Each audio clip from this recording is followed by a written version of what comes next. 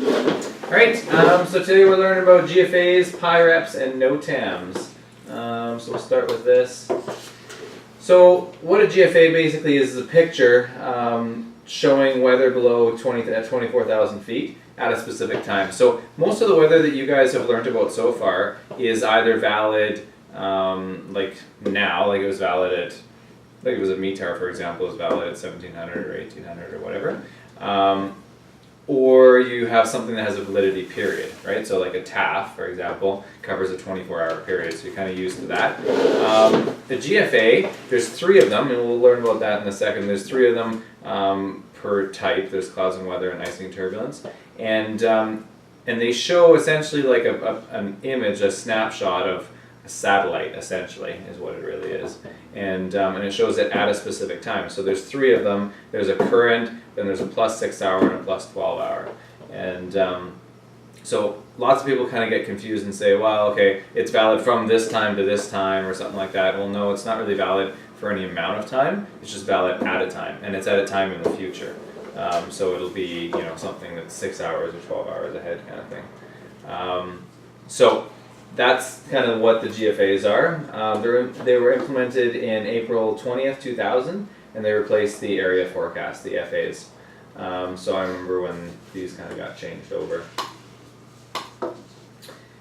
Issue and validity time. So they're issued 4 times daily, approximately half an hour before the period begins.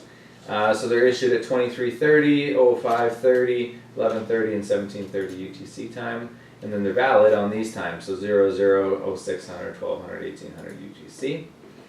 At each time, you have 6 charts that are issued, and they're covering a 12-hour period. So you have the near term, which is like the current kind of thing, and then the +6 hour and the +12 hour forecast. So there are 3 charts for clouds and weather, and this is how they abbreviate clouds and weather, and then 3 for icing, turbulence, and freezing levels. Okay, so they'll always be issuing that. And that's how they abbreviate icing, turbulence, and freezing level. So we have 7 distinct GFA areas, so you can see all the areas here. So for us, obviously the one that we're caring about is the Pacific region, and you can see they basically cover the provinces or the territories.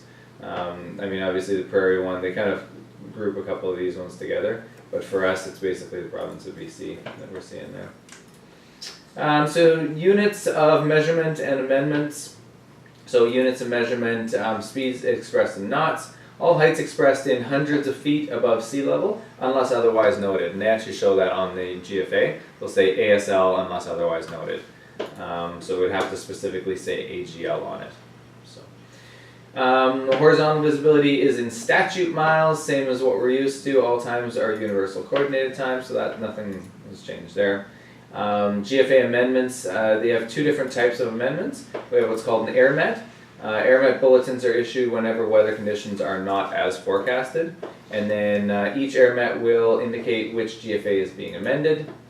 Then we have a SIGMET, which is automatically amends the GFA, even if not explicitly stated in the SIGMET. And it's for usually severe weather occurrences. So if something changes and it's a severe weather occurrence, then it'll be a SIGMET, so significant meteorological condition change.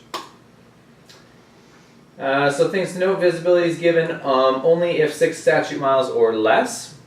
If it's more than 6 statute miles, it'll say P6SM, so +6 statute miles, same as what you'd see in a GFA, in a TAF. Wind is given if expected to be above 20 knots and gusts above 30 knots.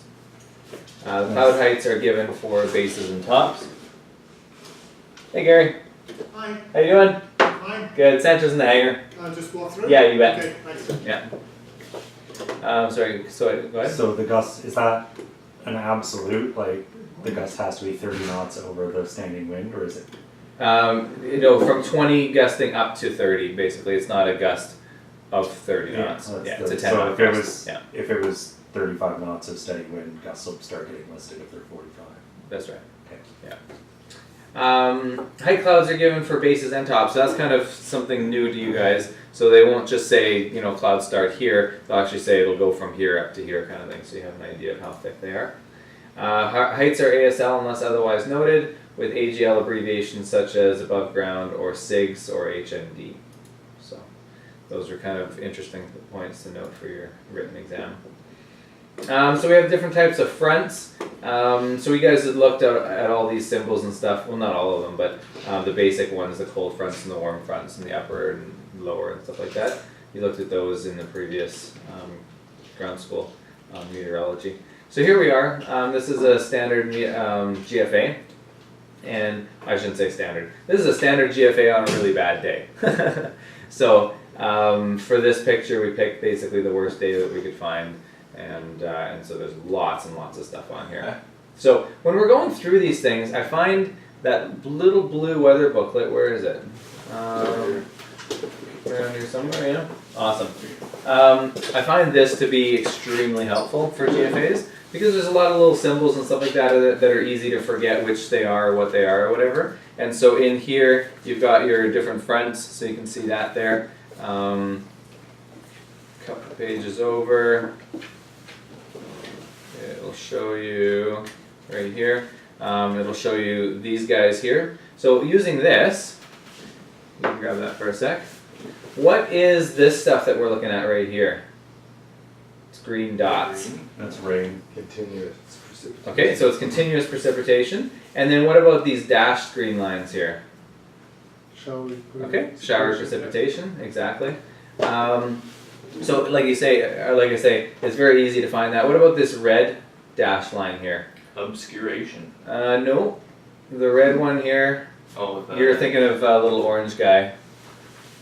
That is orange. Yeah, if it's a little orange dashed line, like this kind of dashed line, but it's orange, that's an obscuration. That's when, like in the summertime when you have forest fires and stuff, that's the kind of stuff you'll see for an obscuration. So there's something obscuring the sky. Yeah, so red is turbulence, that's right. So they're showing that in here. Even though this is a clouds and weather GFA, they're still throwing the turbulence in there. Turbulence will be on the other one, but they're putting it in here anyways. So as you can see, we've got some fronts here. We've got the cold front, we've got the warm front, and then so are these upper or lower? And like, what's the difference between this front and that front?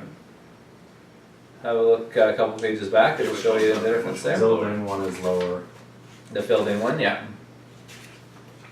To the bottom right hand side of the page. Like a little fresh. Yeah. No, No, like just the on height the- of the actual front. Yeah, It's not touching the ground. exactly. So yeah, so here's your upper front. This is lower front. So lower cold front, lower warm front, upper warm front. And then you can see the direction that they're moving in. Like, so this one is pulling in this direction. This one is pulling in that direction. Because they're typically always rotating as well. You always want to think about this as an image that is moving, right? Because it's just a snapshot of what the weather is doing. And then it shows the point at which the main front is actually traveling. And so here, it shows you that it's traveling at 20 knots in this general direction. So the whole front is actually moving like this, but you can see it's rotating around like this. All right. And then here's a symbol for wind. So in this case, we always want to put the lines on the other side as well and pretend that it's an arrow. So like the little fletches or the feathers or whatever of an arrow. So this arrow would be shooting in this direction, right? So that's the direction that the wind is going. Each full line is 10 knots of wind. A half line is 5 knots of wind. So 25 knots is the one that we're looking at here. Okay, and it's going in that direction. What else do we got? Yeah, so we got some more wind going in this direction. So winds are kind of opposing each other a bit there. And then here, this is called a trowel. So there's the trowel. This whole thing is moving at 30 knots. This is a pretty serious movement on your fronts and stuff, right? It's all going 30 knots this direction here. The big L stands for low. The big H stands for high, and it always has the pressure of the center of that low and the center of the high right there. So the pressure is in millibars there, 1003 or 1003 millibars. 1012 millibars. This one says it's new, so it's just recently popped up, and it's QS. What do you think QS stands for? Quasi-stationary. Quasi-stationary, okay. So quasi-stationary basically means that it's not moving, not going anywhere. What else do we got here? We got these red scalloped areas, they call it, and that kind of bounds areas of organized cloud, and so essentially a cloud ceiling. So when you see those guys, you got a cloud ceiling in here. They're kind of hard to follow sometimes, but got a cloud ceiling in there. Looks like a little bit of clear out here. but that's all the way out in almost Saskatchewan kind of thing, like here's Alberta basically. So that's a ways out. If so let's look at one of these guys here. So this is what the weather's doing in this general area. So we start reading from here. Somebody want to start reading that? Broken altocumulus layers. Is that 200? It's 10,000 to 20,000. So No, I was just. starts at, I couldn't tell if that's a 2 at the front. oh yeah, it's a 2, yeah. Okay. Yeah, so it starts at 10,000 feet, the clouds, and they go up to 20,000 feet. Yep. And broken stratocumulus / cumulus. 300 to 600 patchy. 3,000 to 6,000, yep. Oh, sorry. Patchy. And then 4. Is that 4 to greater than 6? Yeah, that's right. Miles? Yeah. Okay. And light rain and mist. There you go. Good. So that's what the weather's doing there. Now, if it's too cluttered and they can't fit all this writing in an area, then they do this. So they say in this area the weather is this. And so we can read that. What does that say? Above 4,000 feet. Yeah, flight level 4,000, yeah. Yeah. Precipitation 1 to 3 statute miles. Light rain or light snow. Okay, sounds good. Let's look at B. So B is over here. What's B saying?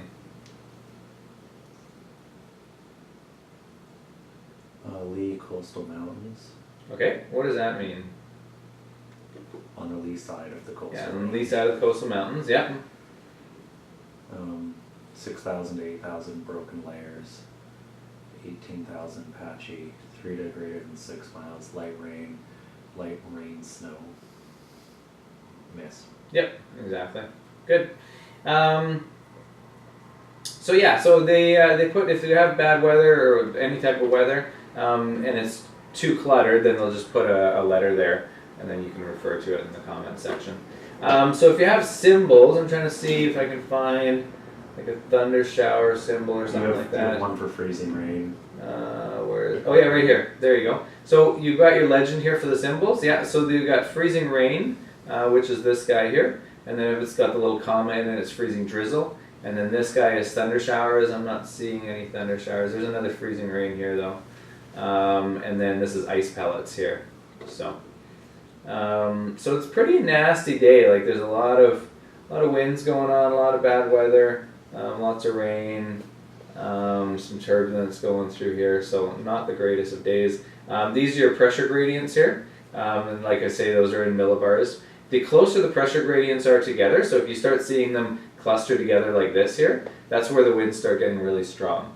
They're not actually telling you what the winds are doing out here. But as they get further spaced apart like this, then the winds are going to get a lot lighter. So we're going to see low winds here, a little bit stronger there, definitely a lot stronger in this area right here.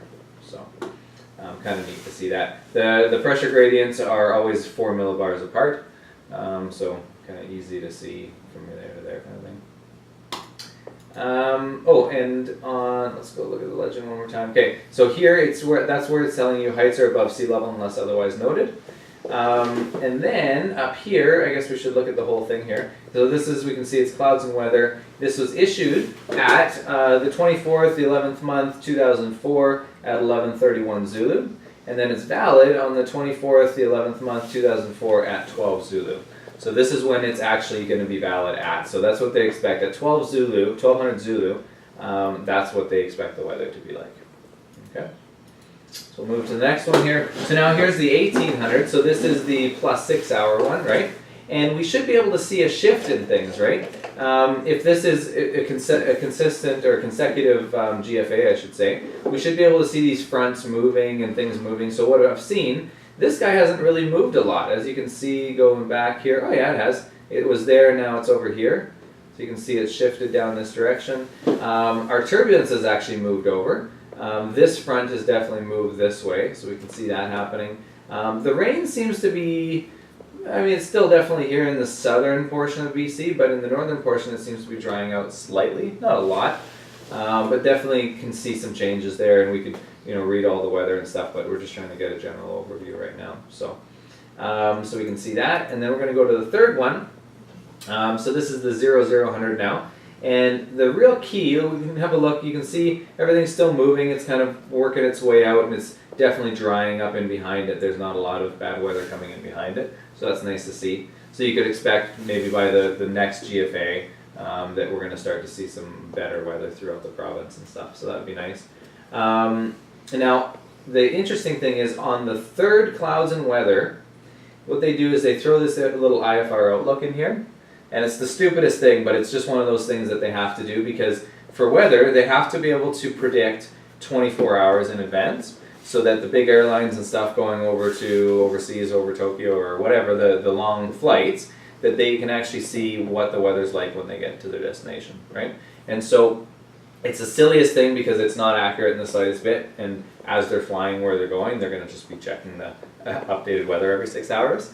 But they have to put it on here. So what this does is it says it's valid from 0000, so from this time, to 1200 Zulu. So it's now forecasting an additional 12 hours. So theoretically, GFAs are forecasts for the next 24 hours. Are they really? No, not really. They're forecast for the next 12, and then they're going to give you this goofy little thing here. So basically on the 25th of November 2004, this is what they're expecting for the province of BC. IFR ceilings, rain, mist, southern coast, IFR ceilings, snow, eastern central sections. That's not exactly all that descriptive, is it? Like it's just telling you a general idea of this is kind of what we're expecting. But I mean, I don't know, is that more kind of up in this area or is it more down in this area? Like, it's a big province, it's probably not going to be the same all across the whole thing, right?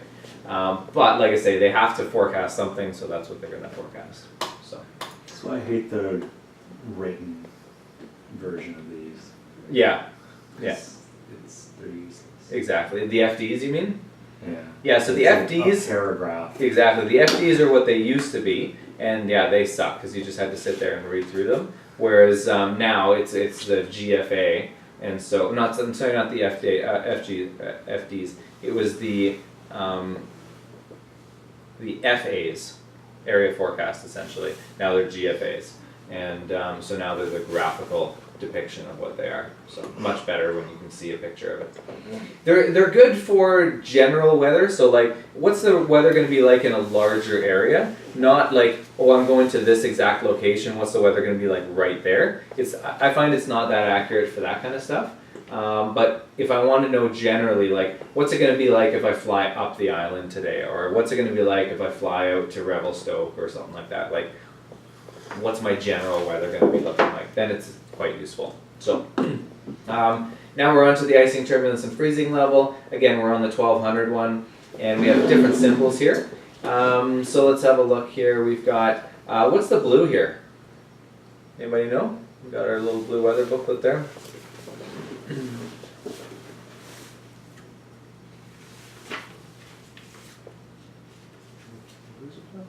gonna go on a limb and say it's areas where icing could occur, Okay, because you have they just line up with where there was precipitation. okay.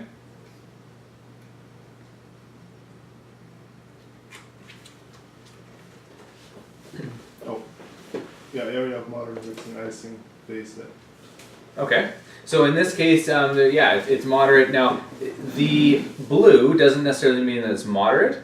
The moderate comes from that symbol, this guy right here. So it's the dude with his hands thrown up in the air, like, come on, man, why is it icing out here? Or he was just waving with two hands, and then he froze because it's icing. So he's stuck. So he's stuck there like that. And then when it's severe icing, everybody huddles together, and they've got their arms thrown up in the air, right? So that's moderate and severe icing, and then turbulence, moderate and severe turbulence. So yeah, the blue is areas of icing, okay? Now, you're kind of correct in saying it's areas that icing could occur. It's not necessarily that from ground level all the way up to whatever it's icing. It's going to be icing if you're down at the freezing level, and that's what we have to be able to find out. That's kind of the next tricky part here. So this is freezing. Yes, we have still our same fronts and all that kind of stuff. They transfer over from the other GFA. We still have the turbulence, so this is where you're actually getting your turbulence from right here. And then there you can see we got moderate turbulence right there. This guy here, we got some moderate icing going on. And they tell you that it goes from the freezing level up to 17,000 feet, and it's rime icing. Remember what rime icing is? It's that milky colored sort of ice, right?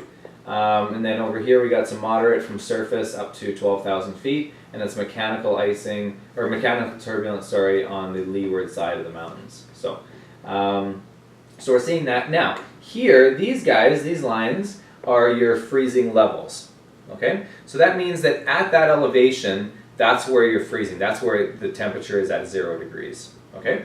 So, which is easy, like you can see here, we got 10,000 feet now, and here's 7,500, there's 5,000. Now when it gets busy like this, it is sometimes hard to figure, to follow the lines, the correct line, to figure out what your freezing level is. So sometimes it can be a little tricky, you have to be careful to follow the correct line, but they're always separated by 2,500 feet. So that's good, like if I knew that this was surface, I could just start bumping my way up like this. So let's figure out if it is surface. Yes, so this one here is surface. So as I bump up, so that's surface. So anything on this side of that line is going to be surface. So anything in this whole area here, all of this, you can't fly.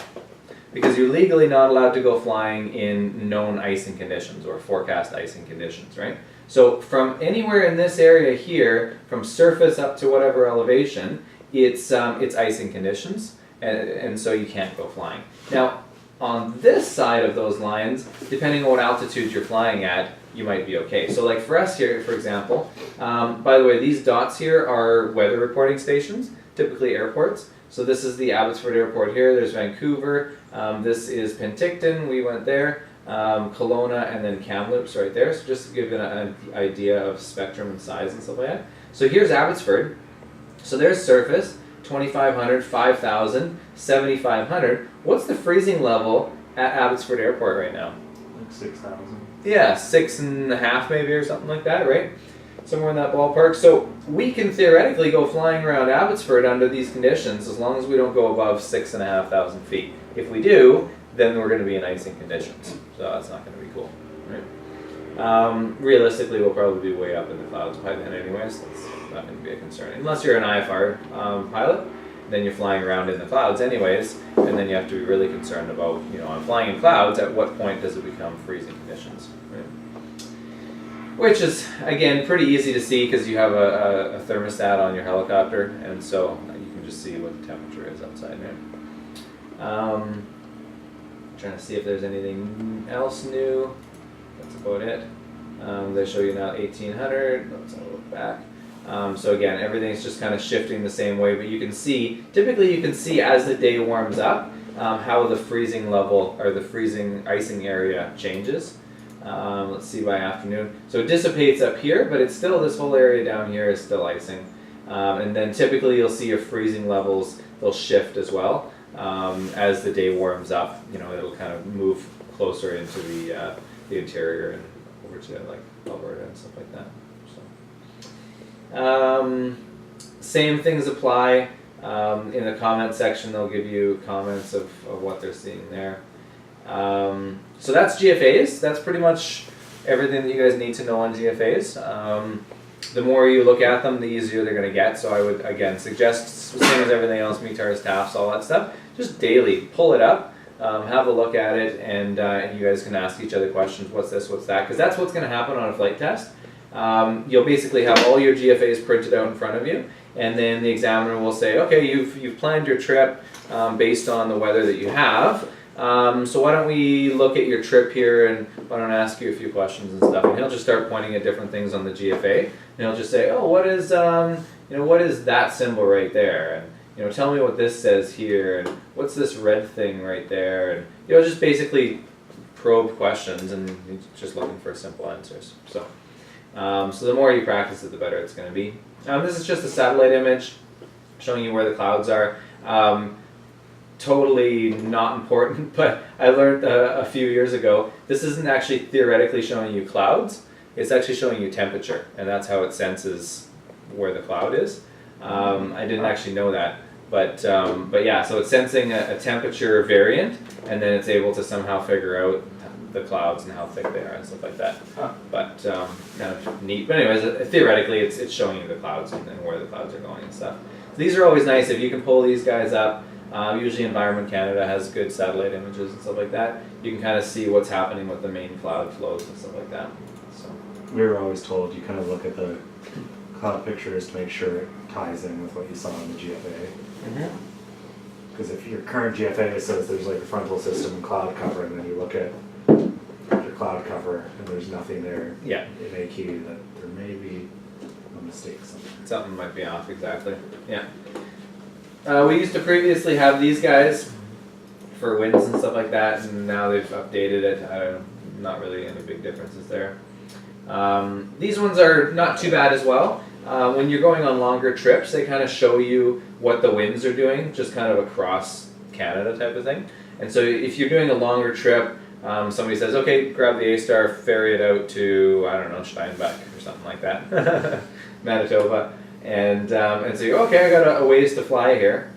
So what's going to be the prevailing winds on my trip? And typically it'll be prevailing one direction or the other. And so you'll know, well, am I expecting a headwind all day today, or a tailwind, or crosswind, or whatever. So it's just kind of an overview. This guy here is kind of neat. It shows you if the airports, like these reporting stations here, if they're IFR, moderate VFR, or regular VFR. And so you can kind of have a look at the different colors here and just get a general idea, like, hey, I'm flying up in this area. Oh, maybe no, I'm not. It's all red here, so everything's IFR. Probably don't want to be flying there. So instead of having to go read the METARs for each airport, it's just a quick overview of like, hey, what's the weather looking like on the island? Ooh, not good. Don't go. Right? What's the weather looking like out here? Oh, it's pretty good actually. Maybe I'll fly out there instead. Not that you have that choice, but. So then we have general radar stuff. This is just showing the rain. It gives you a little legend on the side to show you how heavy the rain is.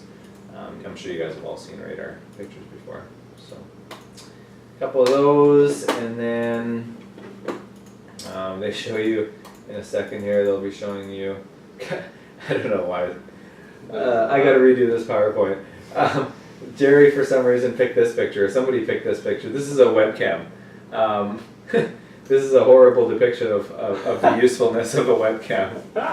Sometimes webcams are pretty useful. Sometimes they're terrible because they're just pointing down at the freeway or something. You can't actually see any sky.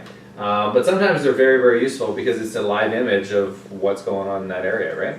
Not always to be trusted, by the way. Sometimes they're busted. Sometimes it's obvious. Like you look at the time and it's like, oh, that was like 3 weeks ago. And then other times it says that it's a live image and it's like everything seems right. And you're looking out the window going, it looks like this, but the picture says it's blue sky. That's strange. So you might want to not always rely on it, but if it seems reasonable, you can at least have an idea. Sometimes I do that on the pipeline. I'll look at one of the pictures downtown, like in Vancouver or something, and then you get a pretty good idea of what the ceilings are looking like, or how heavy the rain is, how thick the clouds are, and stuff like that. Just gives you a little bit of an idea of what's going on. So yeah, those can be really awesome sometimes. Again, they picked a couple of really terrible pictures. Okay, FDs. FDs are upper level winds. Have you guys looked at FDs already? Yeah? Okay, I'll skip right over that. They don't really show you an actual picture of them anyways, so. Okay, PIREPs. Do you guys know what a PIREP is? Pilot report. Okay, it's pilot report, yeah, it says it right there. So who should give pilot reports? Pilots.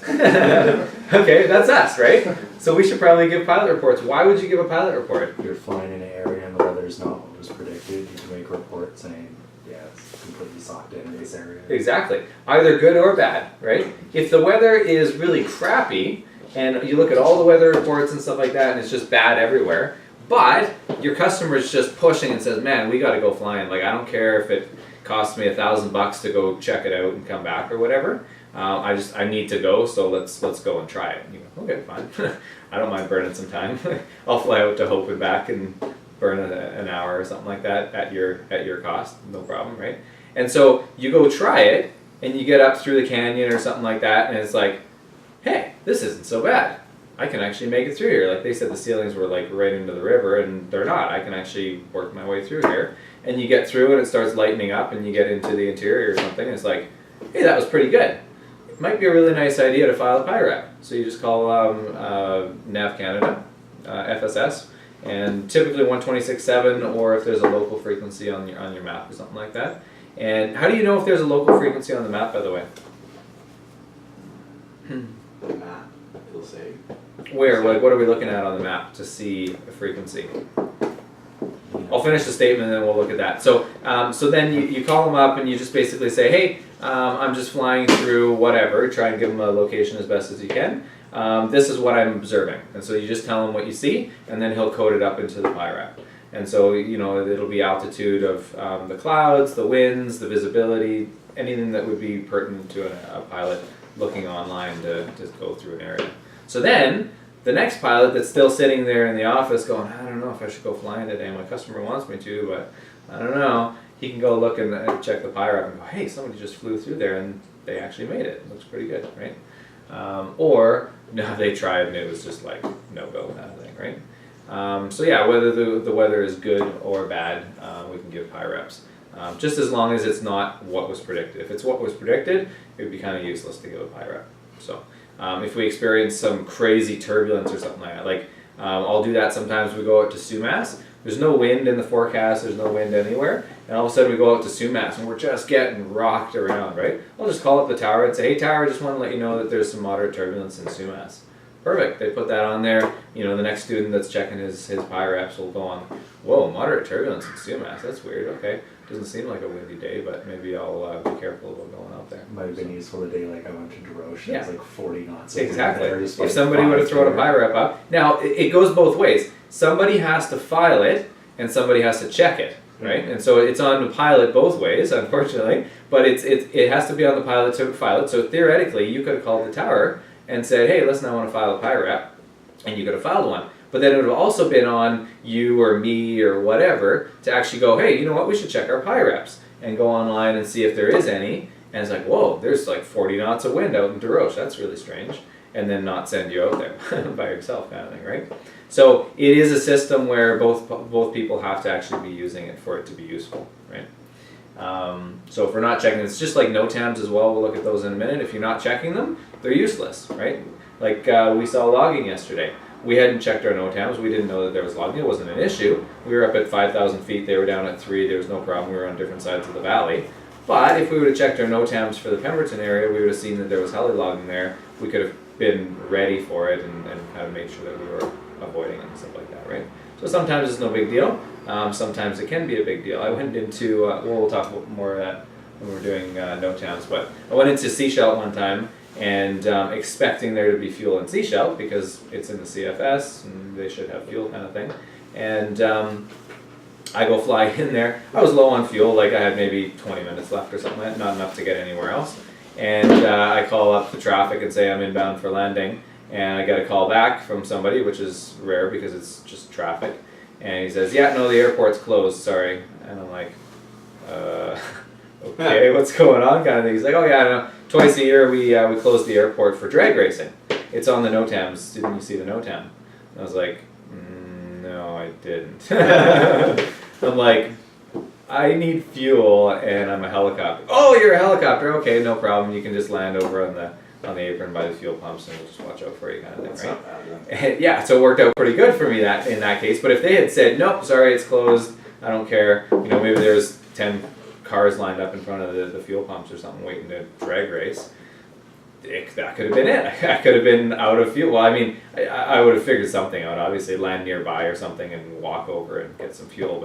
But it's one of those situations where, or maybe the airport just didn't have fuel, right? And so it's a pretty common thing for me now. If I'm relying on fuel to be somewhere, I'll just actually physically call and say, do you guys actually have fuel? Even if I've checked my NOTAMs and it doesn't say anything, I'll just call like, yeah, you guys still have fuel? Good, okay, great. And, you know, away you go. So, but that's getting more into NOTAMs. Let's have a quick look at the map. I just want to show you guys FSS, how you know what local frequency to call them on. Does it say Right then, on the top bar? What's that? for a second. Yeah. When we're gonna head up, is there anything else we? Not that I know of. Just Sunday. Pretty simple. Yeah. Well, no, Thursday, Friday's looking pretty good, I think. Or is it socked in again? Yeah, no, well, I don't know about the crowds even for this spot right here. Okay. Alright. Yeah, I'll let you know if something else comes up. Sounds good. Alright, see ya. Have a good one.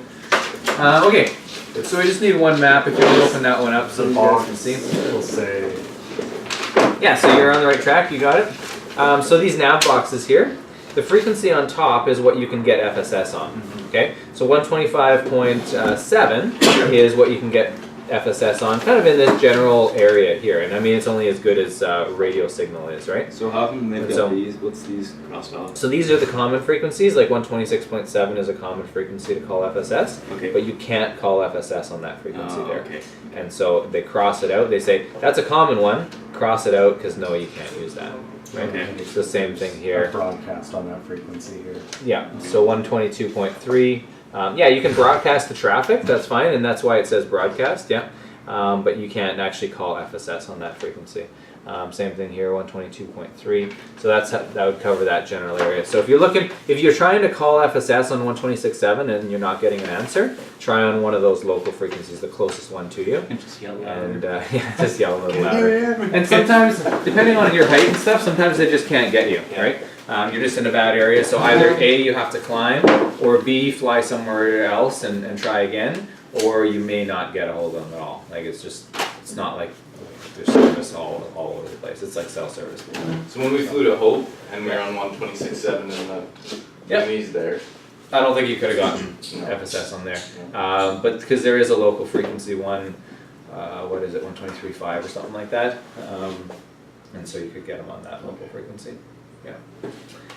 Okay, so they provide weather data. I mean, we've seen some of this already. Between stations may contain dated or up-to-date weather. Pilots can pass on PIREPs to FSS on 126.7 or the frequencies that we were looking at. The AIM suggests giving PIREPs when the ceilings are below 2,000 feet, visibility is less than 3 miles, moderate to heavy precipitation, turbulence, icing, thunderstorms, winds greater than 50 knots. Basically any kind of crazier sort of weather that people really want to know about, right?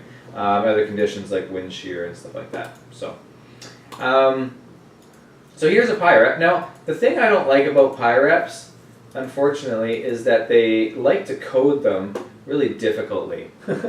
And so instead of just being something that's easy to read, they code it all up into something that's kind of difficult, actually. Now, again, this little weather booklet here. Let's have a look here. Where PIREPs are. There we go. Okay, so let's pass this around again, and we'll look at the top one. So what does this stand for here? PIREP type, regular priority. Okay. And then what's this here? YKA. So that's Kamloops. So that's the issuing body who's issued it. And then what's this next one here? date and time of issue. Okay. So the 14th, 2147. VR. What's VR? Be the flight information region. Okay. So that's the Vancouver region. All right. What's the UA? IREP designator. Okay. And then the OV. Location. Okay. Over Vancouver. Right. And then here is again the. It's time of PIREP. PIREP was reported at. That doesn't seem right. No, it doesn't. Because that's what the slash time is. I think that's just the numbering of this PIREP. And then we get The into. next one is the time. Yeah, so there we go. So there's time. So 2147 Okay. was the time. What is this? Altitude. Okay, flight level 17,000, right? What's that? Aircraft. Yeah, type Boeing 737. And what did he say? Turbulence moderate. All right. So that's what he's seeing. All right. So again, what I look at when we're looking at our PIREPs, I don't really focus on all the pre stuff. I just get right into it. Okay. So I go, okay, it's for the Vancouver region. The time is this. Here's the flight level, and this is the type of aircraft and what they're saying. So you can kind of skip over some of the preliminary stuff because it's not all that important. So again, here, time 2304, flight level 500 feet. Ooh, this one's fun. Type. Sikorsky 61. Yeah, Sikorsky S61, right? Okay. So that's kind of cool. What's his remarks? Fog over Juan de Fuca Strait. Oh, look at you go. All right. I was like, I don't know what that says. Yeah. Due to the street. Probably just because you've seen it 100 times with the ships, right? I'm guessing, or no? You Not just, in that form. I just living around here my whole life. You figure out every way people manage to abbreviate things. I've never even heard Yeah. of that. Wanda Fuga Strait, yeah. No, It's on okay. the west side of Vancouver Island. No, I've never heard It's of like that. the whole strait into Strait of Georgia. Okay. From like basically Boy Juliet, so where like the strait, all of that up to Strait of Georgia is the Strait of Wandafeed. Okay. Yeah. So tops 800 feet, advancing north. And there you go. This one's fun. Let's have a look at this one. Okay, what do we got here? Over Abbotsford. Abbotsford. 1742, 700 That's feet. 700 feet, yeah. H269. I don't know what an H269 It's is. an Airbus helicopter, isn't it? Anybody? No? Yeah, it's a Schweitzer. Oh, they. An Is it? H269, yeah, Oh, absolutely. that's right. Hughes 269. Hughes 269. That's the original designator for it. Yeah. So that's what they originally designated. Yeah. So it's Schweitzer. Okay. Turbulence, light. Remarks. Tower reported surface wind nil, or sorry, northerly, with wind. Timber 700? Altitude 700? Altitude 700. Yeah. Southeasterly, Southeasterly and wind shear expected. So basically, this was Jerry basically filing a PIREP Okay. so that he could put it on the PowerPoint. Because you never file a PIREP for turbulence light. But he just wanted to get a PIREP out there so that he could pull this up and put it on the PowerPoint. And they were like, okay. Yeah, they're like, turbulence light, okay, sounds good. Okay, so NOTAMs, notice to airmen, alright? So I've already given you a example. What a couple of examples. What other kind of things would be NOTAMs? Lights not functioning. Lights not functioning on towers or something like that, yeah? What else? Fuel at an airport. No fuel at an airport, yeah. temporary structures. Okay, temporary structures like cranes or anything like that, yeah. Forest fires, logging. Yeah, what else?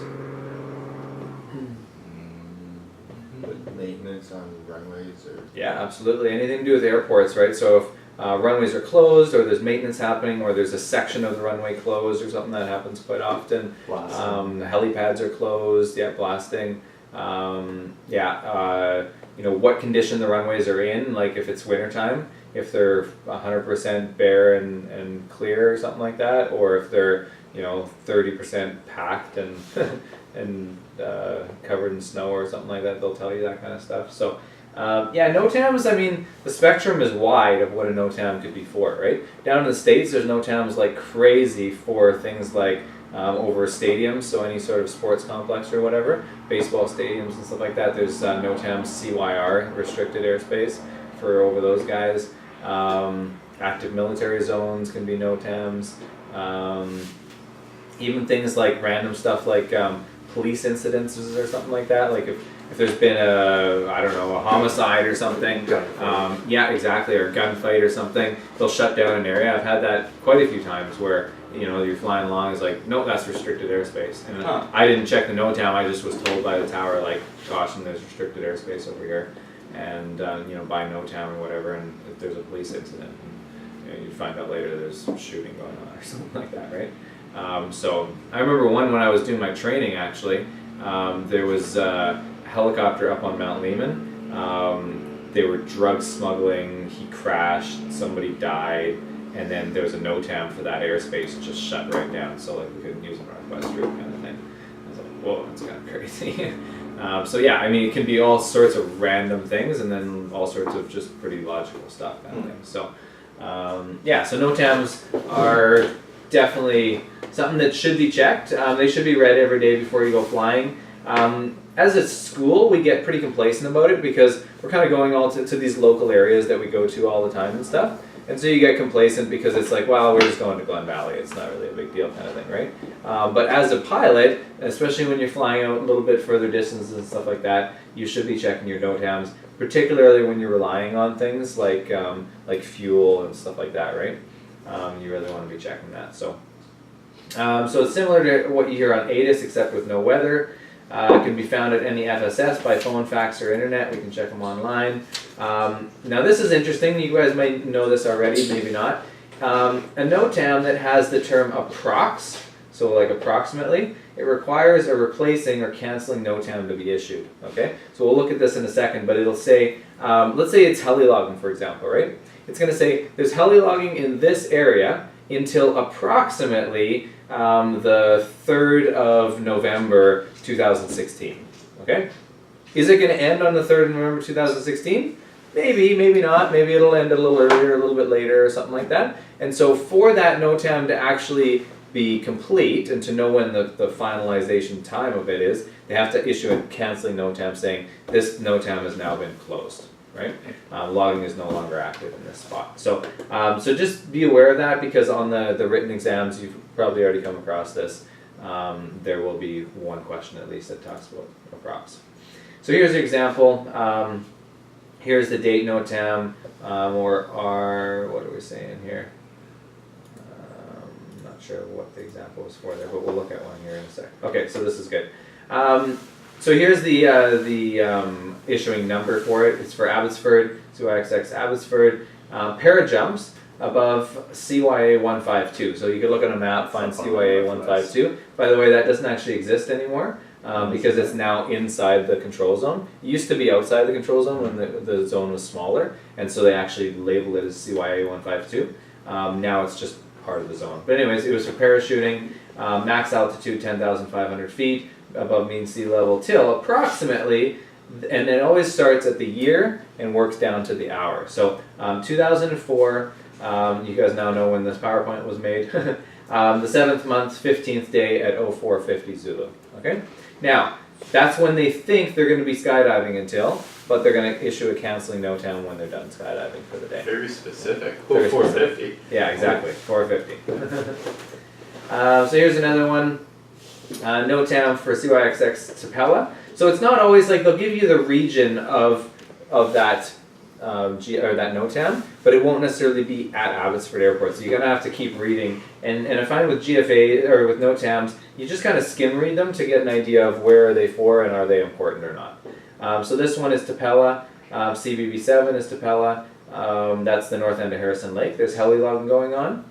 3 nautical mile radius, and then it gives you coordinates, which are always a bit laborsome to look up. So then they're going to give you an approximate, and then if it's really, really critical that you know exactly where it is, then you can look at the coordinates. So here we are. Slowcate Creek, approximately 6 nautical miles west of the aerodrome. So you'd look at Tapella, you'd look at Slowcate Creek, and you go, okay, it's in the Slowcate Creek over here. About 6 miles, you can grab your ruler and say, okay, it's about 6 miles to the northwest. So it's kind of in this area right here. Am I flying in that area? No. Okay, that's fine. Or, yes, I am. Maybe I should know exactly where this is, kind of thing.